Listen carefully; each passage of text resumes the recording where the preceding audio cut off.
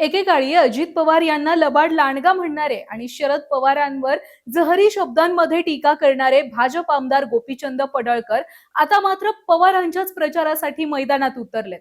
अर्थात हे ऐकून कुणालाच विश्वास बसणार नाही, पण हे खरंय. बारामतीमधून सुनेत्रा पवार यांच्या प्रचारासाठी भाजपने स्टार प्रचारक नेत्यांची नावं जाहीर केली आहेत आणि त्यातलंच सर्वात आश्चर्यकारक नाव म्हणजे गोपीचंद पडळकर यांचं. म्हणजे ज्या व्यक्तीनं आजवर पवार कुटुंबातल्या कुठल्याच माणसाला शिव्या द्यायचं सोडलं नाहीये आणि त्याच पडळकरांना आता नाईलाजास्तव आणि पक्षाच्या आग्रहास्तव कट्टर शत्रू असलेल्या पवारांचा प्रचार करावा लागणार आहे. अर्थात भाजपनं हा निर्णय घेतला त्यामागे तशी कारणं सुद्धा नक्कीच असणार आहेत. त्यामुळे भाजपनं पडळकरांना पवारांसाठी स्टार प्रचारक करण्याचा निर्णय का घेतला, पडळकरांनी यावर काय प्रतिक्रिया दिली आहे आणि याआधी पडळकर पवारांविरोधात कसे तुटून पडत होते, हेच आजच्या या व्हिडिओमधून पाहायचंय. नमस्कार. सगळ्यात आधी तर पडळकर हे पवारांचे किती मोठे जानी दुश्मन आहेत ते सुद्धा एकदा बघा. 2019च्या विधानसभा निवडणुकीमध्ये पडळकर बारामतीमधून अजितदादा पवारांच्या विरोधात उभे राहिले होते, मात्र त्यावेळी त्यांचा पराभव झाला.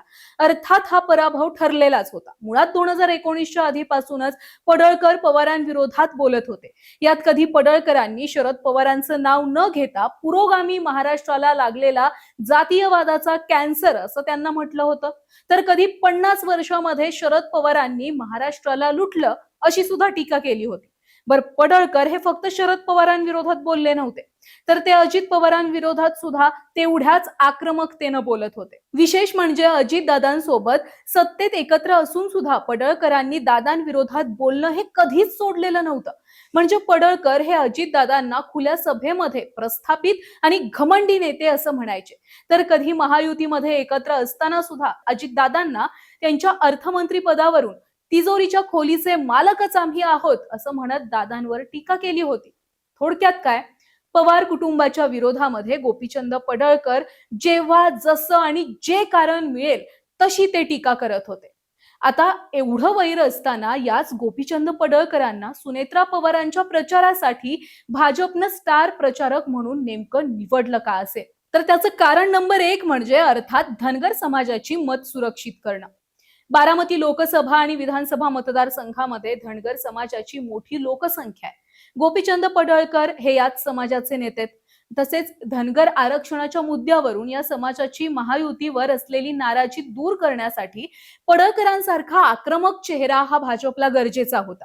तर धनगर समाजामधील तरुणाईमध्ये सुद्धा पडळकरांची एक मोठी क्रेज आहे, ज्याचा फायदा मतांचं समीकरण जुळवण्यासाठी होणार आहे. आणि म्हणून भाजपनं पडळकरांना सुनेत्रा पवारांसाठी प्रचारामध्ये उतरवलं. आता कारण नंबर 2 म्हणजे आपसुक शरद पवारांविरोधात बोलण्याची चालून आलेली संधी. बघा, बारामती पोटनिवडणुकीमधून शरद पवार गटानं माघार घेतलीये, पण याआधी विधानसभा आणि लोकसभा या दोन्ही सुद्धा निवडणुकांमध्ये शरद पवार विरुद्ध अजित पवार हेच चित्र होतं. त्यामुळे आधी झालेल्या निवडणुकांचा दाखला देत पडळकरांना यावेळी शरद पवारांवर पुन्हा टीका करता येईल. लक्षात घ्या, भाजप कधीच स्वतः शरद पवारांविरोधात बोलत नाही, पण भाजपला आता असा नेता हवा असतो जो थेट शरद पवारांच्या राजकारणावर तुटून पडेल. आणि पडळकर हे नेहमीच पवारांवर जहरी भाषेमध्ये टीका करण्यासाठी तयार असतात. थोडक्यात काय, सुनेत्रा पवार यांचा प्रचार हे कारण फक्त नावापुरतं झालं, पण खरी खेळी की बारामतीमधील शरद पवार यांच्या बाजूने असलेलं वातावरण कमी करण्यासाठी पडळकरांना स्टार प्रचारक म्हणून नेमलं गेलं.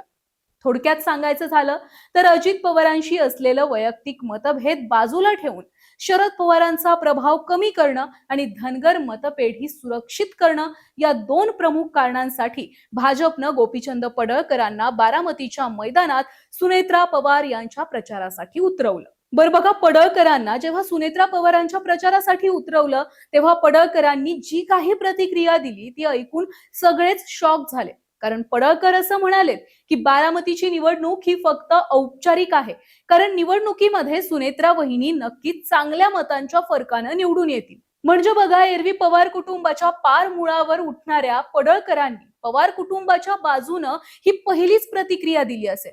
त्यामुळे राजकारण करणारे नेते हे किती जास्त अभिनेते आहेत हे सुद्धा लोकांनी पडळकरांच्या प्रतिक्रियेवरून अनुभवलंय.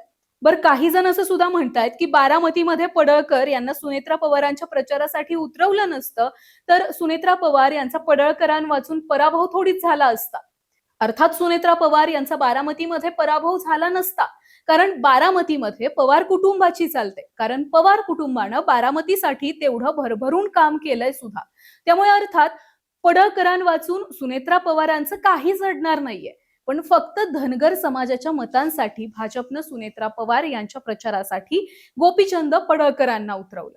पण या सगळ्यात पडळकरांची इमेज आता मात्र आधीसारखी कट्टर विरोधक अशी राहिलेली नाहीये. कारण पडळकरांनी याआधी कधीच पवार कुटुंबाच्या बाजूनं एक अवाक्षर सुद्धा काढलं नव्हतं. आता मात्र त्यांना बारामतीमध्ये त्याच अजित पवारांच्या कामाचं कौतुक करावं लागणार आहे. कौतुक करणारं अख्खं भाषण पडळकरांना द्यावं लागणार आहे. शेवटी वरिष्ठांच्या निर्णयापुढे गोपीचंद पडळकरांचं काहीही चाललं नाही अशी चर्चा लोकांमध्ये सुरू आहे.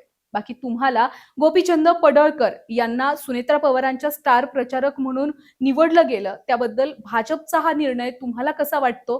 खरोखरच गोपीचंद पडळकर सुनेत्रा पवारांचा प्रचार करतील का?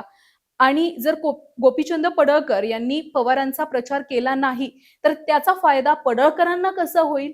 तुमच्या प्रतिक्रिया आम्हाला कमेंटमध्ये नक्की कळवा. हा व्हिडिओ आवडला असेल तर जास्तीत जास्त लोकांपर्यंत शेअर करा आणि हो, चॅनलला सबस्क्राईब करायला विसरू नका.